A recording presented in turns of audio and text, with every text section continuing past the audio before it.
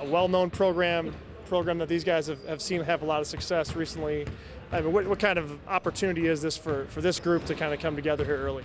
Well, it's an opportunity because you're playing another ranked team and you get a chance to continue to build your resume. And when you have games like this, you want to try to take advantage of it. While there's an opportunity, there's certainly a heck of a challenge. I mean, this is a great basketball team away from home, and now you factor in how good they've been on their home floor, and it's a tall order. But it'll be a great experience for our guys. We'll go out there and give it our best shot and see what happens. As a coach, how much do you monitor? I mean, you're building your own program and you have your own vision and things that apply here specifically. But when you see a program like Gonzaga have the success that it's had, being sort of a non-traditional power, I mean, can you take away things that they've done, or do you monitor it at all? Just, I guess, how much do you look to that as the example they set? They've got a really good coach.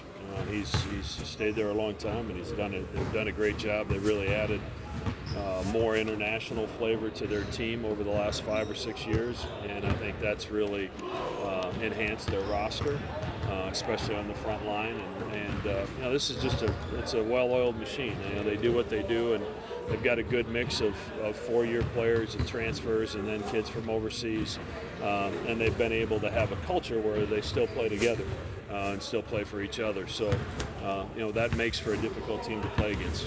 You go back to '99, even before you guys were in the Big East, that these were kind of two of the mid-major teams that were really consistent year in and year out. Are you surprised it took this long to agree to get each other on the schedule? Yeah, I can only speak to the last 7 or 8 years, but I talk to Mark almost every time I see him on the road or on the Nike trip if he's there, and there just hasn't ever been a lot of interest, and I think certainly with our move to the Big East, it makes a little bit more sense because it's a great non-conference game for them as well. So, we've been at this for several years, and it's good to finally see it come together. It sounded like more fun when we did it than it does as you're preparing to play them. But it'll be a neat game for us, and obviously them returning to Omaha next year will be great for our fans. Greg, yesterday you were in both the coaches and the media poll. I know you don't take a lot of stock in polls, but are you even surprised that your team is ranked in the month of November in the top 25? Did you ever anticipate that? I'm not sure I anticipated it going into the season, but given the schedule that we've played and the success that we've had, we're 2 or 3 possessions away from being 6-0 and played 3 teams that were ranked at the time we played them. So if you have that kind of success early in the year, I think it gets people's attention. It's a really small sample size at this point in the year. Certainly the rankings mean a lot more late in February than they do in November.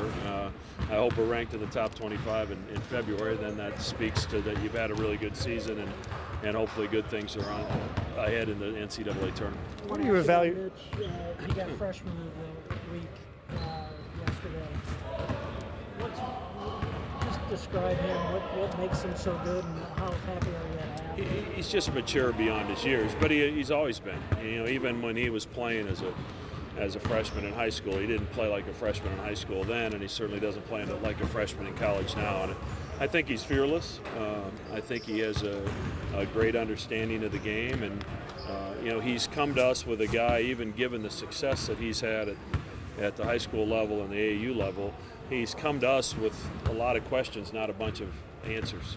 And that's somewhat rare in today's age. He wants to get better, he wants to learn, he's constantly watching film, constantly asking questions about where he should be and what he should do. And that's exciting to us because guys like that are going to get better.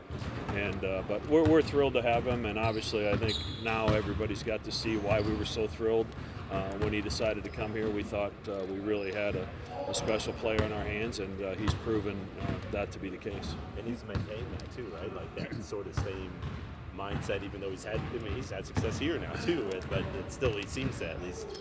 Yeah, Mitch is Mitch. He's really humble, comes from a great family, and obviously they brought him up well to respect people and to respect the game. And I don't think he'll ever get away from that, regardless of how much success he has. He enjoys playing the game, and you can tell by watching him play how much he loves the game. Look at you get the sense that the fans are excited when he gets to kind of do what you see the way they kind of react when he gets an in rhythm three. And Yeah, our fans love it when somebody lets go of a 30-footer. I mean, they miss that from the Rogge and Doug era. So I think anytime there's somebody that's willing to do that and have the guts to do it and have the okay to do it, that's the other thing. He has my blessing because he's made enough of them in practice. But obviously that's something that the fans certainly have adopted and grown to love about Mitch. But I think part of it is the way he plays the game. I mean, he's diving on the floor for loose balls. He's diving into the out of bounds, chasing loose balls down. And our fans appreciate that type of hard work. How's Toby looking? How's he coming along? He was on the court a little bit yesterday. It's obviously not moving great. We're not to 2 weeks yet. But we'll see what happens this week. I don't anticipate that we'll have him in practice, and I think it's highly doubtful that we'll have him Friday. But I think it's probably progressing better than we thought and quicker than we thought, and that's good news because for our team, we'd love to have him back on the floor. But for Toby, he's a senior. This is his last shot at it. You hate to have him miss any more games than he has to. And Gonzaga, you got the stat sheet right there. They got a lot of weapons, and they played extremely well in Portland. Yeah,